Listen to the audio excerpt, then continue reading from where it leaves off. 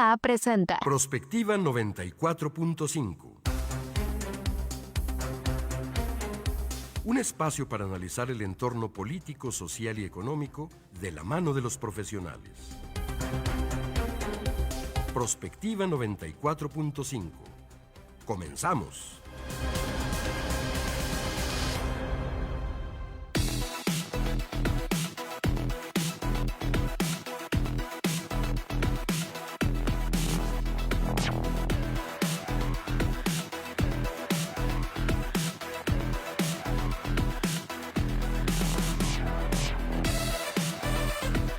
Hola, ¿qué tal? Muy buenos días, bienvenidos a Prospectiva 94.5, gracias por estarnos acompañando esta mañana de jueves, ya es 25 de septiembre de este año 2025, ya estamos también a un pasito del fin de semana, agradeciendo como siempre el favor de su atención. Estamos en vivo en nuestra estación universitaria 94.5 de frecuencia modulada, estamos en vivo también en el canal 26.2 UATV y en Facebook Live y en YouTube como Radio UAA 94.5 FM. Hoy tenemos un análisis del paquete económico 2026 con dos especialistas que nos van a decir pues cuáles son los pronósticos, cómo ven los distintos rubros y por supuesto saber de los impuestos saludables, el impuesto al ahorro, en fin, todas las dudas que tengamos, nuestros analistas nos van a ayudar a resolverlas. Ojalá que nos puedan acompañar en esta hora y como siempre me da mucho gusto saludar a mi compañera en la conducción, Mari Hernández. ¿Cómo estás, Mari? Buenos días. Hola, Leti, buen día a todo nuestro auditorio y pues efectivamente trataremos de hacer un análisis.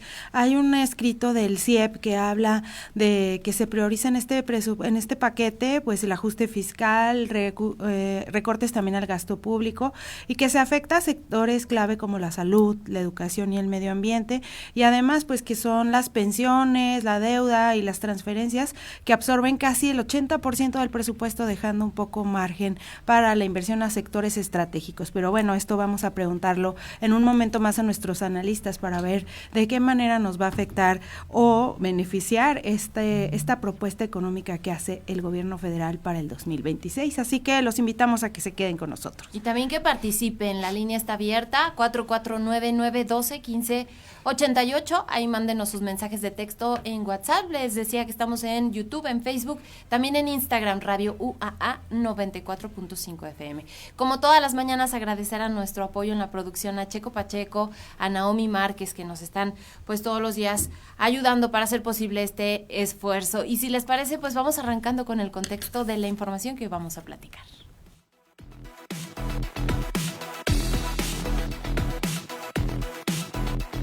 Comunícate al WhatsApp al 449-912-1588. Búscanos en Facebook como Radio UAA o en Instagram, Radio UAA 94.5 FM.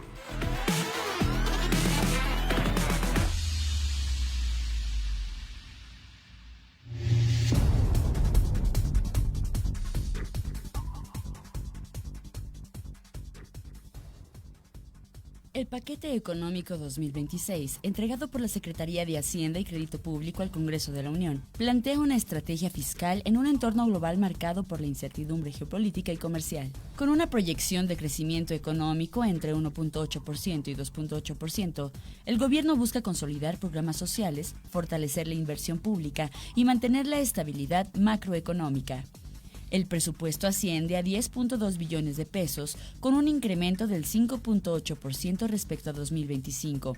Se prevé una recaudación histórica del 15.1% del PIB, impulsada por ajustes al IEPS en productos como tabaco, bebidas azucaradas y videojuegos violentos. Sin embargo, el déficit fiscal se mantiene en 4.1% del PIB, lo que plantea retos de sostenibilidad en mediano plazo. En el gasto social, destacan aumentos en salud 2.6% del PIB, educación básica y cuidados, aunque persisten recortes a niveles educativos superiores y en el medio ambiente. El sistema de pensiones absorbe una proporción creciente del gasto, mientras que Pemex y CFE continúan dependiendo de transferencias federales. Este paquete será clave para evaluar si México avanza hacia un modelo de desarrollo más equitativo, sostenible y eficiente. Hoy en Prospectiva 94.5 abrimos el espacio para analizar la propuesta de gobierno federal en materia de proyección económica, ingreso y gasto del país.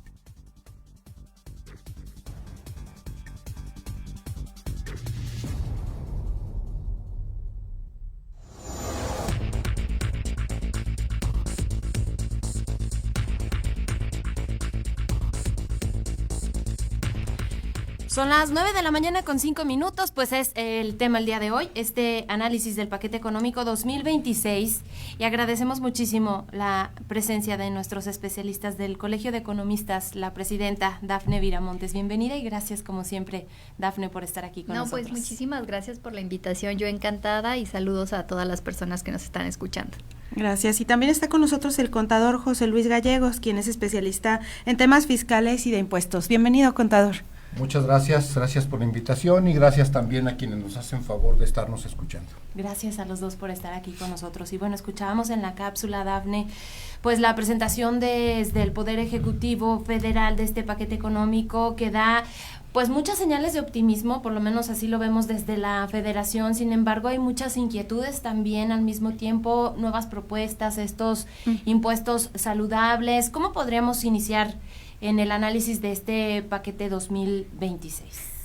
Bueno, de entrada me parece importante señalar cómo se integra lo que es el paquete económico 2026. Son 3 apartados principales. Por un lado tenemos los criterios generales de política económica, que es ahí donde el gobierno hace un análisis de los principales indicadores macroeconómicos y a partir de ahí pues más o menos ve cómo va la economía, cómo va la inflación, cuáles van a ser las tasas de interés a las que se van a estar enfrentando y por lo tanto puede proyectar aproximadamente cuáles son los ingresos que va a tener como gobierno. Entonces ese es uno de los componentes. El segundo es la iniciativa de ley de ingresos de la Federación. Esa iniciativa porque todavía se tiene que votar y, digamos, validar por parte de los congresos que efectivamente se mantenga de esta forma, aunque es muy probable que así se va a mantener, que es pues efectivamente donde el gobierno ve cuántos recursos va a tener, con los que cuáles va a contar y además cuáles van a ser las fuentes de donde van a obtener esos recursos. Y finalmente pues ya está el proyecto de presupuesto de egresos, que básicamente es pues a qué se le va a destinar el recurso que está obteniendo el gobierno, cuáles van a ser las principales prioridades, las instituciones beneficiarias y los programas sociales a los cuales se les va a estar destinando el recurso. Entonces, con respecto al primero, ¿no? Lo que son los criterios generales de política económica, pues lo que vemos es que tienen proyecciones bastante optimistas, pero no, digamos, irreales, ¿no? Son proyecciones que efectivamente se pueden lograr.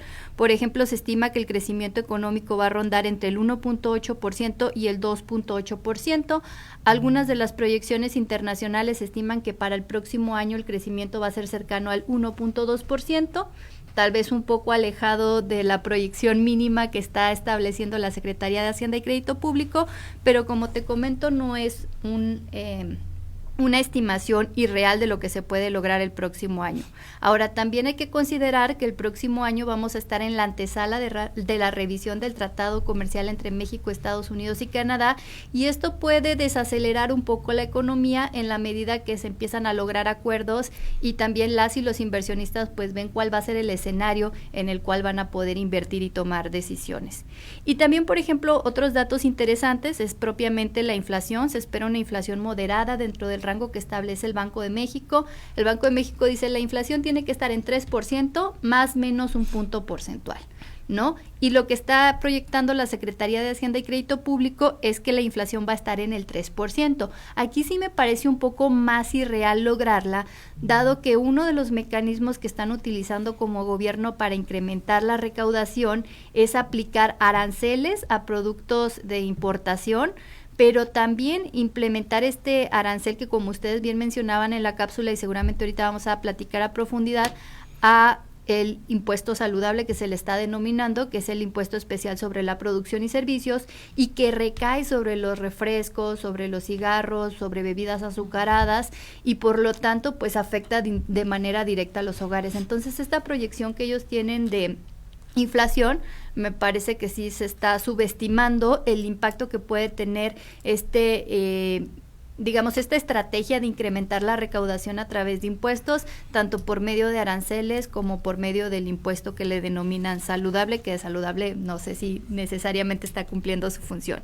Y finalmente, pues también señalan que se va a tener una tasa de interés del 6%, que es una tasa de interés bastante baja, pero eso nos habla de que se estima, ¿no?, que la inflación va a seguir cediendo y que esto va a permitir que eventualmente el Banco de México siga haciendo recortes de sus tasas de interés y esto también es una cuestión positiva en términos económicos porque dinamiza la economía, ¿no? Si a ti te cuesta más barato el dinero, entonces pues es mucho más probable que tú puedas acceder a créditos hipotecarios, automotrices, incluso las propias tarjetas de crédito, ¿no? Entonces eso es lo que se espera en términos generales en cuestiones macroeconómicas, es digamos una proyección positiva.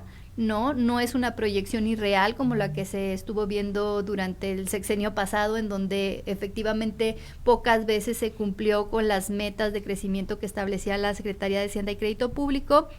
Y aparte es un paquete económico que continúa en esta vía de la consolidación fiscal, en el sentido de reducir esa brecha que existe entre los ingresos que efectivamente genera el gobierno y los gastos que tiene proyectados para el próximo año. Entonces, digamos que en términos generales es un paquete esperado, es un paquete moderado, no resuelve de fondo los problemas que tiene en términos fiscales, ¿no? Pero le permite salir avante un año más, ¿no? Es como decir un paso a la vez, están aplicando la política de un paso a la vez. Ahora, contador, ¿qué tanto, con esto que decía al final Dafne, el tema sobre todo de la deuda pública, que creo que implica, por ejemplo, este año fueron 1.4 billones de pesos, que representa más o menos el 3 punto y algo del PIB, ¿qué tanto también se le va a tener que estar inyectando a esta deuda que se quiere bajar casi a la mitad en porcentaje? ¿Y qué pasa con los impuestos, que nos habían dicho que no iba a haber nuevos, pero que al final de cuentas hay un impuesto también al ahorro, que eso desincentiva un poco el que la gente esté ahorrando? ¿Qué nos puede decir así en general? Y luego ya vamos entrando en cada uno de los puntos. En ese entorno que como estamos comentando digamos, de las variables macroeconómicas generales, a mí me llama mucho la atención que hay dos partidas de egreso del gobierno federal. Una de ellas, intereses, conocido como el servicio de la deuda, los intereses que tiene que pagar por los préstamos que hemos recibido, deuda externa, y el otro tema es pensiones. Sí. Esos dos gastos del gobierno federal son altísimos este año, sobre todo el tema de los intereses. Creo que esa es una situación que impide que el gobierno federal invierta en infraestructura, en mejoramiento del país y en otras cosas, y genera un cierto sentido, pues, limitaciones para el crecimiento. Lo mismo, pues las pensiones son algo que evidentemente el gobierno no puede dejar de pagar. Y luego le agregamos todo el gasto en programas sociales, que eso ha sido una realidad desde hace 7 años aquí en México, o sea, mucho más abultado. Y me parece que eso desfavorece el crecimiento económico en general. Es decir, está por un lado mucho gasto en esos conceptos y por el otro recortes en gasto de infraestructura. Y me llama la atención también que algunas obras importantes que se han hecho, hablo básicamente del aeropuerto AIFA, del Tren Maya, del tren interoceánico, que no acaban de ser autosuficientes. Al contrario, representan pues una partida que el gobierno tiene que estarle metiendo para mantenerlos. Entonces, creo que esa situación así macroeconómica no es tan favorable, sobre todo porque el interés creció mucho por los préstamos que se obtuvieron, sobre todo en 2024.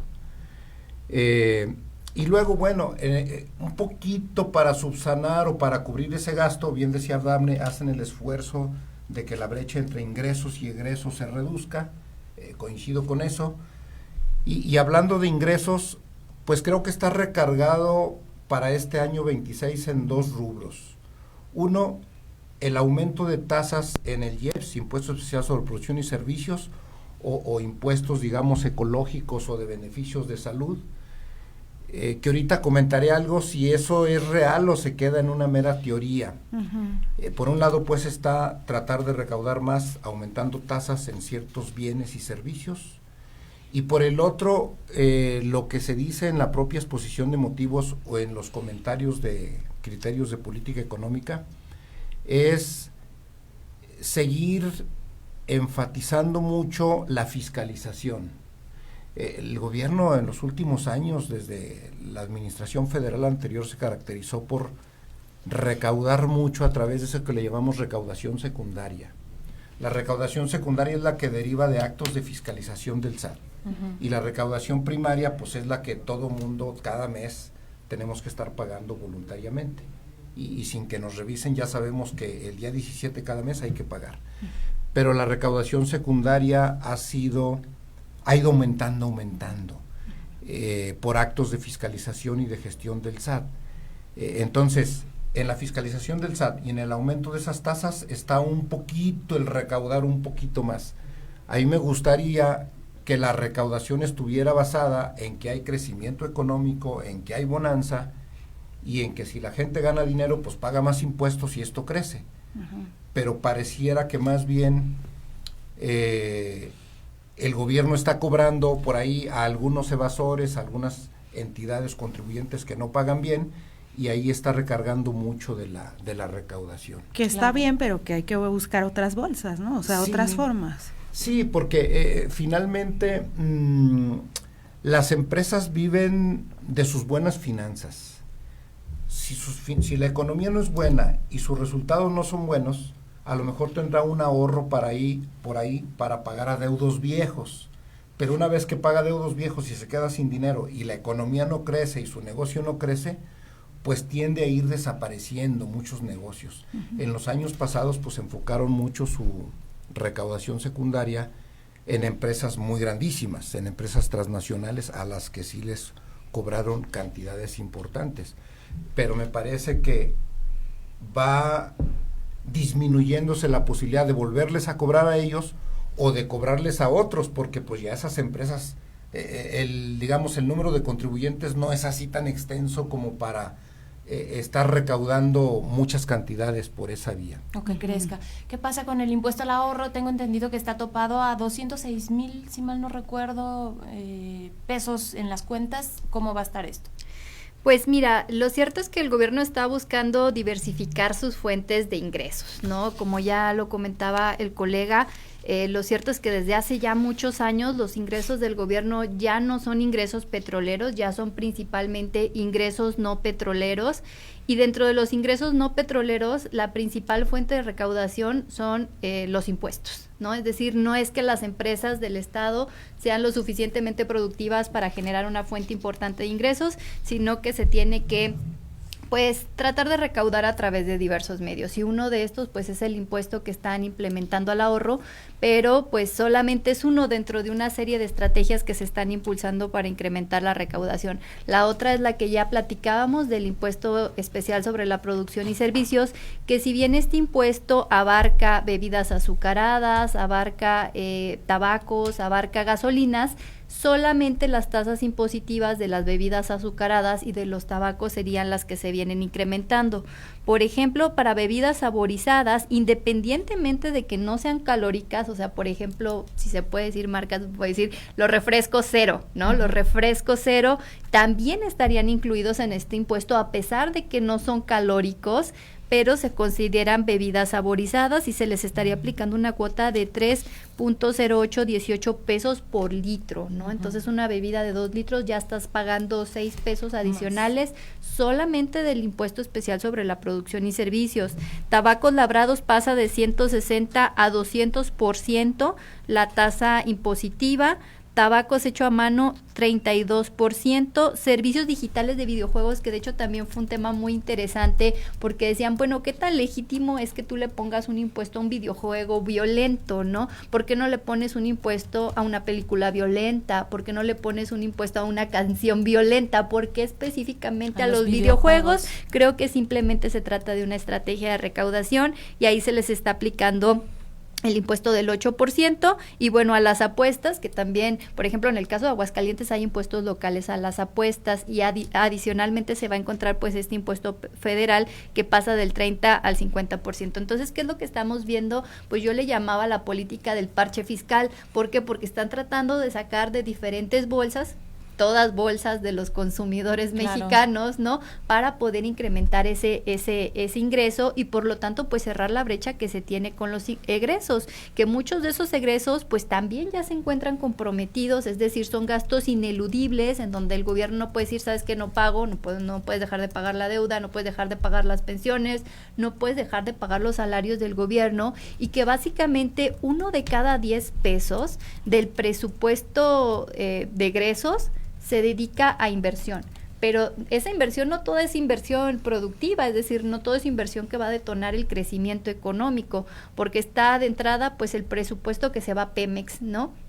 Que del presupuesto destinado a inversiones productivas, la mitad es directamente a Pemex, que sabemos pues que tiene problemas financieros y que aunque sí se ha desarrollado un plan de, digamos, recuperación, pues aún así sigue siendo un peso para las finanzas públicas. Entonces, de hecho, el sector energético es uno de los grandes ganadores de este paquete 2026. Pues yo diría que no tanto, ¿sabes? O sea, porque el sector energético tiene mucho potencial de crecimiento aquí en el país, sobre todo ahorita que México está presentando ventajas comparativas en temas arancelarios con respecto a otros países. Muchas empresas sí están volteando a ver al país para invertir, pero ¿a qué se enfrentan esas empresas? Pues que no hay suficiente infraestructura eléctrica, ¿no? Que no hay redes eléctricas, que a lo mejor la capacidad productiva podría no ser suficiente para para sus requerimientos como empresa. Y entonces yo diría, ¿por qué no le metieron más recursos a la CFE, que es una empresa que dentro de las empresas productivas del Estado es de las que ha funcionado de mejor manera, vamos a llamarlo así? Es un monopolio, sin duda, pero digamos que cumple, ¿no?, con su función. Y ahorita que está esta necesidad de infraestructura energética, que se tiene el Plan México, que se busca impulsar el nearshoring, que se quiere atraer inversión extranjera, no le están invirtiendo más electricidad. Entonces, yo creo que sí, o sea, a lo mejor no es suficiente, es un área de oportunidad que se pudo haber explotado. Y bueno, digo, esto lo podemos platicar más adelante, pero a donde se está yendo la inversión productiva es al desarrollo de trenes, ¿no? Al desarrollo de trenes, se están generando nuevas vías, sobre todo de Querétaro hacia otras entidades federativas. Está Querétaro San Luis Potosí, Querétaro Irapuato, creo que hay una Saltillo Nuevo Laredo.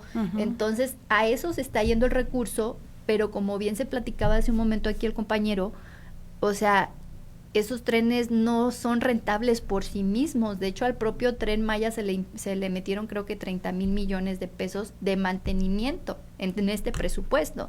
Entonces, en resumen, pues la inversión productiva o el recurso que se le está destinando a la inversión productiva no está detonando el desarrollo económico del país. Sí que genera crecimiento de corto plazo.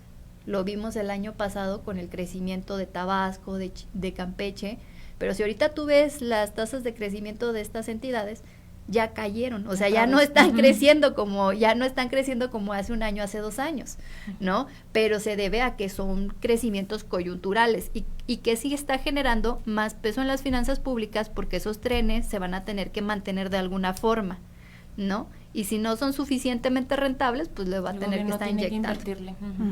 ¿Qué pasa con el tema de Pemex y de toda esta, digamos, reorganización de la deuda? Porque, bueno, escuchaba algunos analistas que dicen, bueno, sí se hizo toda una reestructura, pero al final de cuentas el recurso sigue saliendo desde el gobierno federal. Entonces, ¿qué tanto es benéfico o no esta reestructura o reorganización del pago? A mí me parece que Pemex es una compañía paraestatal, desde luego, que no acaba de repuntar. Sí reestructuraron algunas cosas, pero su pasivo, lo que deben hoy en día, aún después de esa reestructura, es enorme. Sí. Y luego también, no lo conozco así de manera directa, pero hemos escuchado de que la deuda proveedores. El gobierno dice que va a pagar y que sí está pagando y que va subsanando, pero escucha a uno que otro proveedor y dice, pues yo sigo en las mismas, no he cobrado. Y me parece que por un lado está esa gran deuda que tiene Pemex y por el otro lado la baja rentabilidad de la empresa. A mí me parece que debiéramos enfocarnos como país a recursos limpios, a cuestiones ecológicas, mucho tema de energía solar, energía eólica, menos combustibles fósiles, y el enfoque no lo ha orientado así. Ahorita decía Dafne, oye, CFE ha funcionado razonablemente bien. Pues sí, pero CFE no se ve que invierta en temas ecológicos, y por el contrario, el gobierno federal anterior inhibió las inversiones privadas en temas ecológicos, las empresas generadoras de paneles solares, etcétera. Entonces yo pienso que el enfoque del gobierno federal en esta materia me parece que no es el óptimo. Si nosotros vemos otros países que inclusive no tienen petróleo ni mueven tanto combustible como nosotros, pues están recargados en otras cuestiones eléctricas, aéreas, etcétera. Y aquí yo creo que mientras sigamos con una empresa así deficitaria como Pemex y enfocados a los combustibles fósiles, me parece que ese no es el camino para todo este tema de la energía. Claro. Y más si las empresas requieren de toda esta energía para poder instalarse en el país, ¿no? Sí. Son las 9:26 a.m. Vamos a hacer de una vez una pausa. La línea está abierta para que puedan participar con nosotros en el 4499121588. Ahí pueden dejarnos sus mensajes de texto en WhatsApp. En las redes estamos como Radio UAA 94.5 FM. Estamos hablando del paquete económico federal del 2026. Prospectiva 94.5.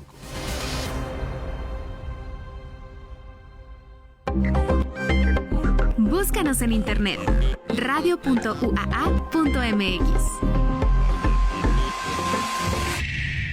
Hablar de agua es hablar de escasez. Las sequías y la falta de planeación provocaron que el 40% de los hogares en México no tengan agua todos los días. Por eso, los gobiernos naranjas de Nuevo León y Jalisco están haciendo todo para enfrentar este problema. Con infraestructura de primera, nuevas presas, acueductos, nidos de lluvia, plantas tratadoras y tecnificando los sistemas de riego. Así se construye el México nuevo. Así gobierna la Fuerza Naranja. Movimiento Ciudadano. La Fuerza Naranja. En la Hora Nacional platicamos sobre el Día Internacional del Café y del Café Bienestar. Hablaremos de la esclerosis múltiple con el Dr. Gil Playas. Conoceremos a otro de los finalistas de México Canta. Nuestra especialista y productora teatral Rebeca Moreno nos contará sobre los fantasmas que tienen algunos teatros. Y les contaremos de las resistencias indígenas durante la conquista española. Leos y Chalos esperamos este domingo a las 10 de la noche. Esta es una producción de RTC de la Secretaría de Gobernación. Gobierno de México. En el siguiente episodio de Saber Más, conoce la historia de un cocinero que vivió bajo el agua por 3 días y sin tanque de oxígeno. Y además, Napoleón Bonaparte se enfrentó a una manada de conejos. ¿Ganó? Próximo miércoles a la 1 de la tarde y su repetición domingo 9:30 de la mañana te espero para Saber Más.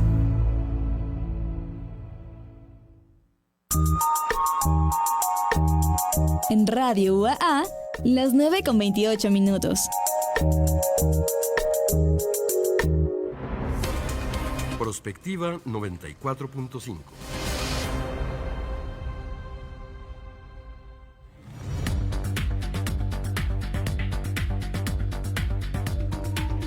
Ya son las 9:29 a.m. Estamos hablando del paquete económico 2026. Están con nosotros Dafne Viramontes, ella es presidenta del Colegio de Economistas, y el contador José Luis Gallegos, también académico, un tiempo aquí en la Universidad Autónoma de Aguascalientes. ¿Qué pasa, Dafne, con pues los programas sociales que otra vez, pues obviamente son de los más favorecidos con este presupuesto para el próximo año? Y pues estos temas que siempre nos queda como la incertidumbre de cuánto tiempo más va a poder soportar la economía, si con este paquete más o menos, como decías hace rato, un paso a la vez, pero si no va a haber pues una catástrofe, que es lo que muchos estamos esperando que suceda a futuro. Sí, mira, son dos componentes principales que yo diría que son ejes rectores de este gasto, por lo menos que el gobierno federal está impulsando como sus principales estrategias de gasto, ¿no? Por un lado están esto que le denominan programas prioritarios sociales, en los que efectivamente entran pues todos estos programas como la pensión para personas adultas mayores, también ya se está incorporando la pensión para mujeres bienestar, que es la que aplica a mujeres de 60 años y más. Se mantienen los programas de becas Benito Juárez, que son Rita Cetina, las becas a nivel medio superior y superior, y bueno, otros 2 programas importantes que son Sembrando Vida y el de también se está impulsando el programa Salud Casa por Casa, ¿no? Entonces, de entrada, se le van a destinar 526,000 millones de pesos a los programas prioritarios, que en mi opinión sí es importante que se mantengan, porque como mencionaba Viridiana Ríos mencionaba que los programas atienden áreas de oportunidad que efectivamente no se están viendo beneficiadas, por ejemplo, con el incremento de los salarios mínimos. Hubo una reducción de la pobreza. Esta reducción de la pobreza vino principalmente impulsada por los mercados laborales, que incrementaron los salarios mínimos, pero las poblaciones a las que están dirigidas estos programas sociales tienen baja incidencia en estos mercados laborales. Son los estudiantes o las estudiantes que se encuentran pues en nivel medio y medio superior. También están las personas adultas mayores, que a lo mejor enfrentan más dificultades para encontrar un empleo, y por lo tanto pues compensan, ¿no?, las fuentes de ingreso que pueden tener estos grupos poblacionales, y en ese sentido son positivos. El problema es que no se ha dado una reestructuración fiscal importante que permita que estos programas sean sostenibles en el tiempo. ¿Por qué? Porque a medida que avancen los años, la pirámide poblacional se va a ir invirtiendo, es decir, van a ser más personas adultas mayores, van a ser menos jóvenes en el mercado laboral, y entonces un grupo muy reducido va a tener que estar soportando todo el sistema de pensiones no contributivas. En México, si tú le preguntas a las personas de qué piensa vivir en su adultez mayor, te van a decir, pues yo pienso que voy a vivir de los programas sociales, que me van a mantener mis hijos y mis hijas, que voy a tener que trabajar, pero pocos dicen estoy ahorrando para el retiro, tengo una Afore, tengo una pensión contributiva a través del IMSS o del ISSSTE, y entonces pues dejan una situación de vulnerabilidad a las personas adultas mayores, pero también con una carga fiscal muy importante a los presupuestos, ¿no? Porque esto se va a ir profundizando. Entonces, ¿qué es lo que se necesita? Pues yo creo que se necesita hacer una revisión integral, bueno, y con reserva de que lo que nos diga José Luis, que acá es el especialista, ¿verdad?, en temas fiscales, del lado de los ingresos y del lado del gasto. O sea, como se comentaba, las pensiones de gobierno son muy inequitativas. Hay pensiones de personas que trabajaban en Pemex, que son pensiones millonarias, ¿no? Y que el gobierno federal está erogando mes con mes. Hay personas, pensiones del IMSS y del ISSSTE que también son millonarias, ¿no? Y tendríamos que revisar, pues, hasta qué punto es legítimo que el gobierno siga pagando pensiones millonarias, que aparte le pesan al presupuesto. Pero por otro lado tenemos que pues también la recaudación en México, a pesar de todas estas estrategias que están diseñando para pues tratar de sancionar más a los evasores fiscales y a las personas que no retrasamos en el pago de impuestos, lo cierto es que todavía hay un mercado muy amplio de personas que están en la informalidad que no están contribuyendo al pago de impuestos, ¿no? Ya la informalidad no solamente son los pequeños comercios, la informalidad ya es muy amplia, ¿no? Ahora con el tema de los servicios profesionales que te pagan por honorarios o el tema de las personas que son profesionistas y que te dicen, sabes que yo nada más te recibo el pago en efectivo, ¿no? Entonces ese tipo de cosas pues son estrategias para evadir pagos, pero de personas que incluso tienen ingresos muy altos, o sea, no es que tengan ingresos bajitos. Como los médicos, por ejemplo. Por ejemplo, médicos, psicólogos, especialistas, ¿no?, que podrían estar evadiendo impuestos y que no hay un mecanismo para revisar si efectivamente se está haciendo eso. O sea, ya no se trata solamente de la persona que tiene un puesto de golosinas o o que se pone un puestito afuera de su casa, ¿no?, que sus ingresos pueden ser bajos, sino son personas que pueden tener ingresos muy altos, ¿no?, y que están evadiendo impuestos. Entonces yo creo que es por esos dos lados. O sea, por un lado tenemos que incrementar la recaudación, ya tenemos diferentes tipos de impuestos, tenemos IVA, tenemos ISR, tenemos IEPS, ¿no? Y por otro lado, tenemos también el tema de los egresos, ¿no? Y hay que revisar esos rubros en donde efectivamente pues el gasto no está siendo productivo y al contrario, pues está afectando mucho a las finanzas. Y un tercer punto nada más para cerrar, el tema del crecimiento económico, que también ya decía José Luis. O sea, si no crecemos como país, pues entonces la carga fiscal va a ser más sobre las personas que sí pagamos impuestos. Entonces, pues eso en algún punto las empresas ya no lo van a poder soportar, los contribuyentes ya no lo van a poder soportar y políticamente también tiene un costo. Entonces, en la medida que se siga postergando la decisión de una reforma fiscal integral, pues seguramente también pues están generando más problemas ellos mismos, ¿no? Porque alguien lo va a tener que atender. En ese tema, si me permiten, de los programas sociales, yo coincido en que hay ciertos sectores que no son capaces de generar un ingreso a través de su trabajo y que requieren ayuda.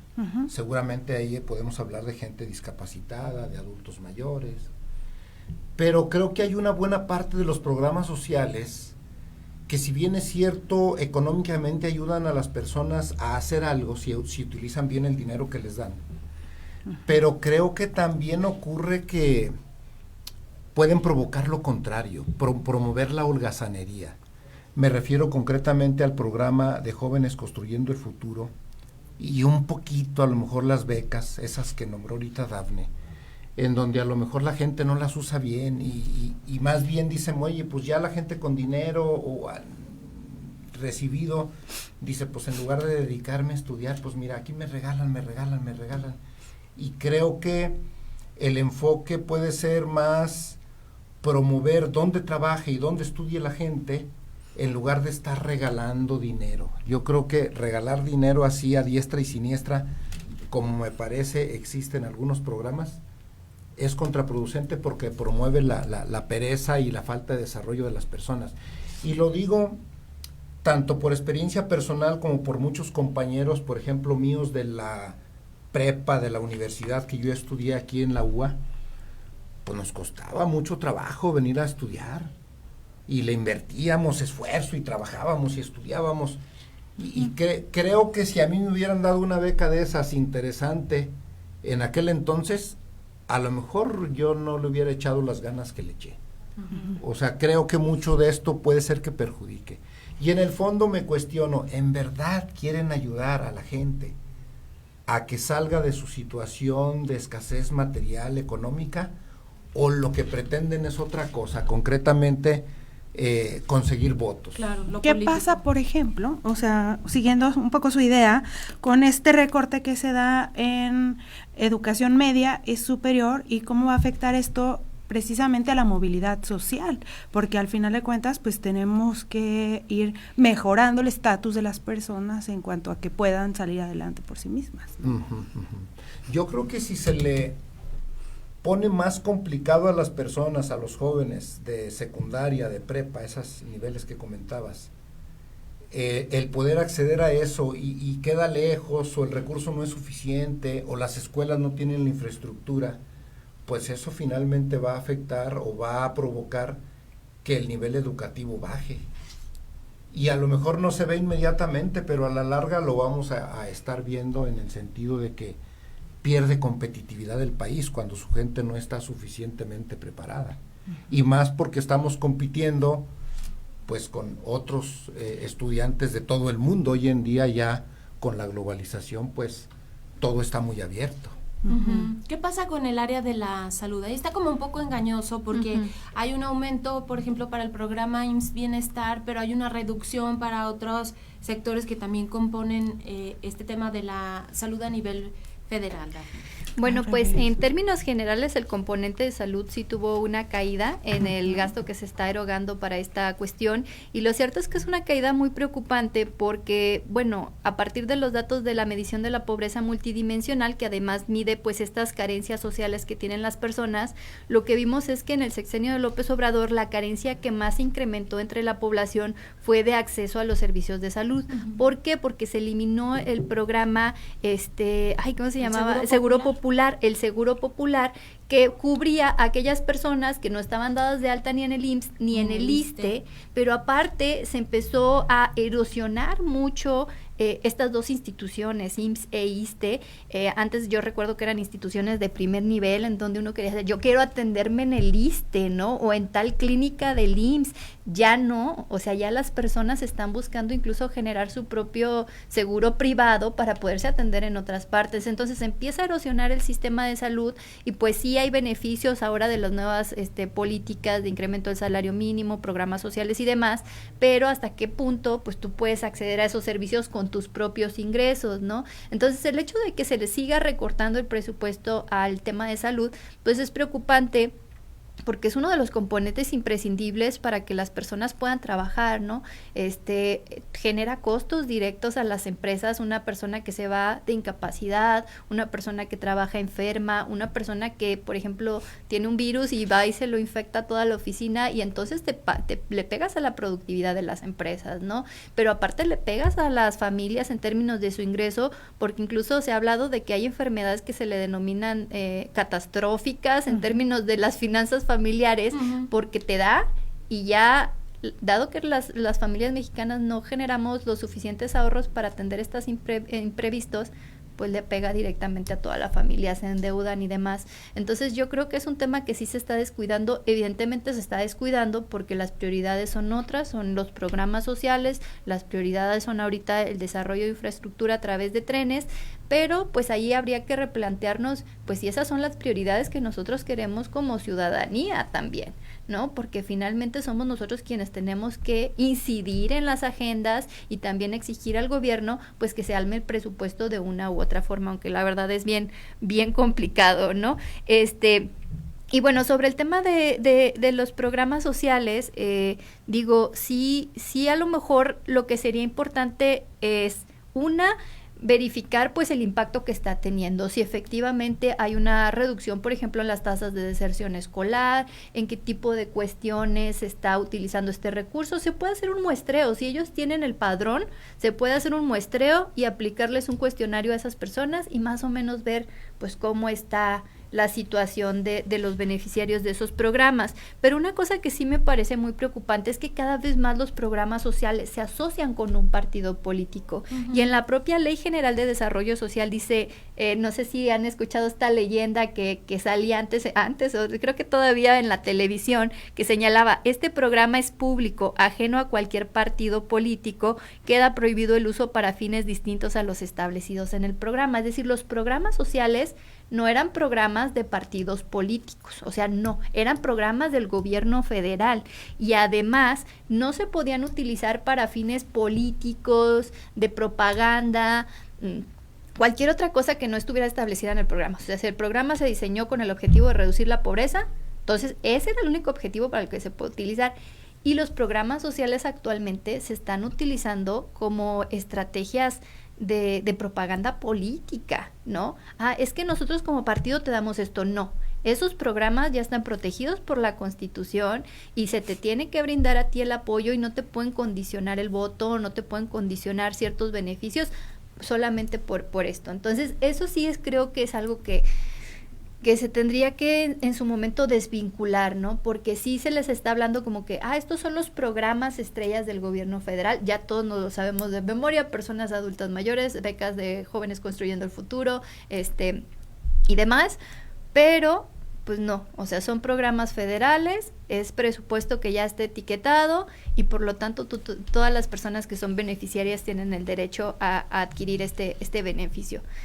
Sí, hay que reestructurar la forma en que se está ejerciendo el gasto. Si queremos mantener los programas sociales y la ciudadanía dice que es un beneficio para ellos o para ellas, ok, ¿de dónde vamos a seguir sacando el dinero? Eso yo creo que es de donde se tiene que también echar mano, ¿no? ¿Cómo los vamos a hacer sostenibles? Y también pues verificar que estén cumpliendo los objetivos para los cuales se diseñaron.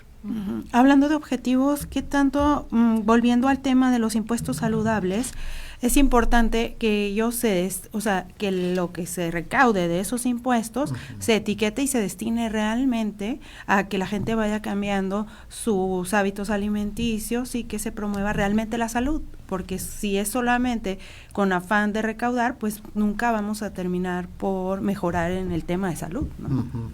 Sí, vamos a mencionar un poquito esos impuestos a la salud o estos impuestos, el impuesto especial sobre producción y servicios, las tarifas, básicamente en teoría tienen un fin extrafiscal, no un fin recaudatorio, en teoría. Sí. Hablaba Dafne bien del tema de cigarros que provoca muchos efectos en la salud, de las bebidas con azúcares añadidos, de los videojuegos, de los juegos de apuestas, básicamente todo lo que grava la ley del IEPS, en teoría tiene ese fin extrafiscal. O sea, no se trata de recaudar, se trata de disminuir problemas de la sociedad, que luego se convierten en problemas del propio gobierno, como la salud. Pero aunque teóricamente se diga que tienen un destino específico, lo que se recaude de ellos, luego en la práctica finalmente todo entra a una bolsa y se usa como está el presupuesto de egresos, o inclusive a veces ni siquiera como lo plantean en esa estimativa de los gastos que van a hacer, sino lo que se va presentando durante el año, ¿no? Porque esto se planea ahorita para el siguiente año y ese es como el plan de ejercicio de gasto.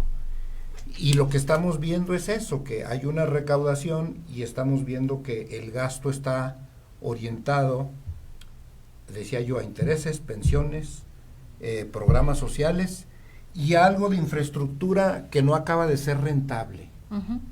Yo pienso que, por ejemplo, hablábamos ahorita de la salud. Mientras no haya salud, no haya educación y no haya seguridad pública para ir a trabajar y viajar, pues el país no va a crecer. No. Y hoy en día esas tres áreas las tenemos abandonadas. Aunque el discurso diga otra cosa, la inseguridad es tremenda. O sea, no puedes ir tranquilamente a Zacatecas a algún asunto de trabajo, no puedes ir a Jalisco, a Guanajuato, no se diga. Entonces, seguridad, salud y educación, yo pienso que deberían de haberle destinado mucho más recurso y no se lo están destinando. Ay, medio lo mantienen, y esa contradicción que decías tú ahorita, Leti, con el presupuesto para salud, pero que creo que su enfoque es más en programas sociales y en esos gastos que no se pueden evitar, y la infraestructura o los temas torales los estamos como país dejando de lado. Y ahorita que está mencionando el maestro el tema de la seguridad, hay un aumento especialmente en la secretaría que encabeza Omar García Harfuch, y viene también la revisión del Tratado de Libre Comercio, y viene también pues esta presión que está ejerciendo Estados Unidos pues para tratar de que haya más respuesta en la lucha contra los delincuentes organizados. ¿Cómo ves tú este apartado, Dafne? Bueno, es que hay algunas secretarías que, por ejemplo, están sufriendo incrementos, ¿no? O más bien están beneficiándose de incrementos en el presupuesto de egresos, pero si ya tú ves todo el tema de seguridad, también hay una ligera reducción.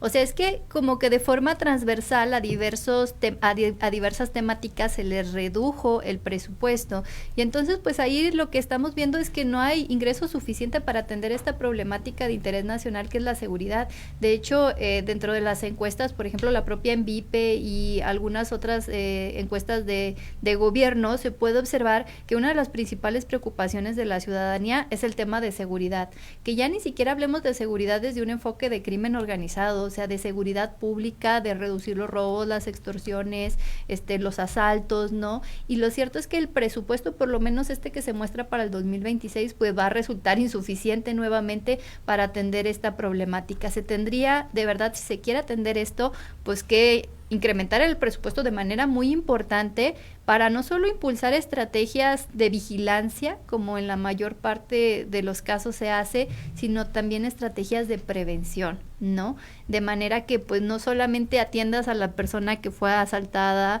o identifiques a la persona que robó, sino que se evite en la medida de lo posible estas prácticas, ¿no? Y bueno, el presupuesto por lo menos para el año 2026 no lo está contemplando.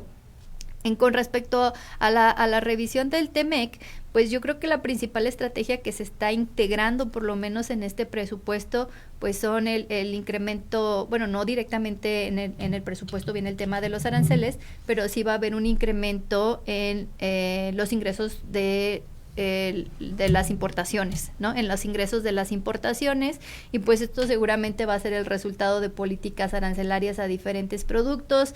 Se ha mencionado por parte del secretario de Economía, Marcelo Ebrard, que los aranceles van a estar aplicados principalmente a productos provenientes de países asiáticos, con los cuales México no tiene un tratado comercial y por lo tanto pues es más susceptible de aplicar este tipo de aranceles. Y bueno, pues eso es la estrategia que se está implementando, a lo mejor no de manera explícita, pero sí de forma implícita en el presupuesto, en el paquete económico, para efectivamente pues tratar de congraciarse con Estados Unidos y decir, miren, sí les estamos nosotros también aplicando aranceles a los productos asiáticos. Porque el aumento es 30 hasta 50%, por ejemplo, algunos productos. Ajá, hasta 50%, pero además esto puede repercutir en las cadenas de suministros, porque por ejemplo el armado de automóviles depende de algunas importaciones de suministros de países asiáticos. Entonces lo que se está discutiendo es que es muy probable que el impuesto solamente se aplique o el arancel solamente se aplique a productos finales, ¿no? Que pueden ser pues estos que nosotros importamos a través de plataformas digitales. Entonces, si somos usuarias de plataformas digitales, sobre todo de países asiáticos, pero no limitadas a esto, es muy probable que los productos que adquirimos a través de estos mecanismos van a verse incrementados sus precios. Ahora, ¿qué tanto, contador, promueve esto, el contrabando? O qué tanto también afecta a los consumidores, porque al final de cuentas pues vamos a consumir productos mucho más caros, hablando también de los automóviles que ya estaban llegando, digamos, en un volumen importante, sobre todo los eléctricos. Sí, seguramente en general el efecto de los aranceles es que hacen mucho más caro el precio de los bienes al consumidor final. Y si eso se encarece tanto al grado de que el mercado no lo puede pagar, y si por otro lado tenemos una administración de aduanas que no actúa con rectitud, pues puede provocar que con algunos arreglos pues importen sin pagar los impuestos ni los aranceles correspondientes, claro, que es lo que hemos visto con este asunto del llamado huachicol fiscal, en donde pues aduanas no ha hecho lo que le corresponde y ha generado ahí un gran desfalco, ¿no? Creo que ese es un tema muy complejo, pero que por un lado tiene un fuerte soporte desafortunado de corrupción. El asunto de aduanas, desafortunadamente hay que decirlo así, se ha visto más últimamente, ahora que ya depende de la Marina, ¿no? Claro, tenemos un comentario, dice, los programas del bienestar deben de subsistir junto con los programas de empleo, educación, salud y seguridad, como en muchos otros países desde hace 60 años. Allá nunca han sido considerados como regalar dinero ni generadores de holgazanes, sino como derechos ciudadanos. Es lo que opina una persona. Y bueno, aumento, por ejemplo, al sistema de justicia, reducción al INE, reducción a la Cámara de Diputados. ¿Qué podemos decir de esto? Pues creo que un poco estos recortes que se han estado haciendo a las diferentes instituciones, organismos, pues responde a esta necesidad de tratar de reducir esta brecha entre los ingresos y los egresos, ¿no? Es decir, tampoco el gobierno creo que, digamos, quisiera, ¿no?, achicar la administración pública, sino que es una necesidad, ¿no? Es una necesidad. El propio INEGI también está sufriendo recortes y creo que esto atiende pues a que se están realizando recortes de forma transversal en muchas instituciones, porque es uno de los mecanismos que están utilizando pues para reducir esta brecha, por lo menos del lado del gasto, ¿no? Pero pues también esto tiene afectaciones en términos del empleo, ¿no? El gobierno es un generador de empleo y si tú le reduces el presupuesto a las instituciones, pues evidentemente también van a generar menos empleo, la propia productividad de las instituciones, ¿no? Si tienes menos gente, pues generas un mayor peso sobre la carga de trabajo y por lo tanto, pues sobre todo personas servidoras públicas, si antes atendías a 10 personas, pues ahora vas a tener que atender a 20, ¿no? Entonces son esas cuestiones a lo mejor un poco más tangibles que ya se ven en la práctica, pero que sí tienen repercusiones en la población. Y bueno, y sobre todo también lo que estamos viendo en este presupuesto es que pues ya digamos, políticas públicas dirigidas a atender los verdaderos programas sociales del país, pues diría que yo son contadas, ¿no? El tema de la infraestructura, pues la mayor parte se va a Pemex, otra parte se va a los trenes, otra parte se va a CFE y la mayor parte de esa inversión va a ser no productiva. En temas de política social se van a programas de pensiones, se van a becas, pero pues no se están, por ejemplo, desarrollando políticas de salud, no se están desarrollando políticas educativas, no se están desarrollando políticas de seguridad. ¿Por qué? Porque no hay presupuesto. Entonces ahí, bueno, estas son las prioridades que nosotros hemos determinado como país, porque tampoco es que nos estén inventando una propuesta diferente a lo que hemos visto desde hace 6 años, pero claro que ya también se están viendo las primeras repercusiones. Por ejemplo, se están viendo ya el incremento de casos de sarampión, ¿no? Que ya estaba erradicado prácticamente en el país y ya se está incrementando. Igual tema de vacunación, vacunas de hepatitis, creo que no están disponibles. Entonces, esas cuestiones pues también las estamos ya resintiendo, ¿no? Si en el presupuesto de egresos no se da presupuesto a salud, pues ¿quién va a ser la persona afectada? Pues los ciudadanos, las ciudadanas. Claro. ¿Cómo podremos cerrar esto, contador? Me gustaría agregar tres aspectos que contiene este paquete económico, concretamente en la parte fiscal. ¿Hay ahí alguna disposición que fomenta la repatriación de capitales que un mexicano tiene invertidos en el extranjero? A grandes rasgos se establece que aquella persona que traiga recursos o dinero aquí paga el 15% sobre lo que traiga y lo deja aquí invertido 3 años y ahí quedó. Eso yo creo que habrá que ver cómo funciona. En sexenios anteriores siempre ha habido un decreto de repatriación de capitales, no ha funcionado muy bien, no ha sido mucho lo que se ha recaudado por ese lado. Por otra parte está un estímulo para todas aquellas entidades mexicanas o extranjeras que participen en la organización del Mundial del Fútbol aquí en México, en donde se les va a permitir no pagar ISR, ni IVA, ni nada. Entiendo que esto deriva de que la FIFA a nivel mundial dice, ok, hacemos el Mundial en México, pero todos los entes que participen en la organización y ejecución del Mundial deben estar exentas de impuestos. Y un tercer tema es que se están apretando tuercas con el uso de comprobantes fiscales. Hoy en día todos electrónicos. Hay mucho más medidas drásticas para castigar, para impedir todo aquel flujo de comprobantes fiscales falsos. Muy bien. Pues se nos acabó el tiempo y les agradecemos muchísimo a ambos que hayan podido venir a platicar con nosotros de este tema tan interesante. Contador, bienvenido en su casa. Gracias. Dafne, pues ya sabes, siempre eres bien recibida. Gracias por participar con nosotros. Gracias. Y ya nos vamos, Mari. Ya nos vamos. Gracias a ambos y por supuesto gracias a ustedes que estuvieron atentos al programa. El día de mañana los invitamos. Vamos a hablar sobre qué debemos discutir sobre el desarrollo de Aguascalientes. Un libro que se presentó hace unos días apenas aquí en Aguascalientes, pero que nos abre la posibilidad de hablar sobre temas importantes del desarrollo y cómo estamos haciéndolo en Aguascalientes. Nos vemos mañana a las 9, gracias a Checo Pacheco, gracias a Naomi Márquez, pero sobre todo a ustedes que nos acompañan, desearles que tengan un excelente jueves. Radio UAA presentó Prospectiva 94.5. Un espacio para analizar el entorno político, social y económico de la mano de los profesionales. Prospectiva 94.5.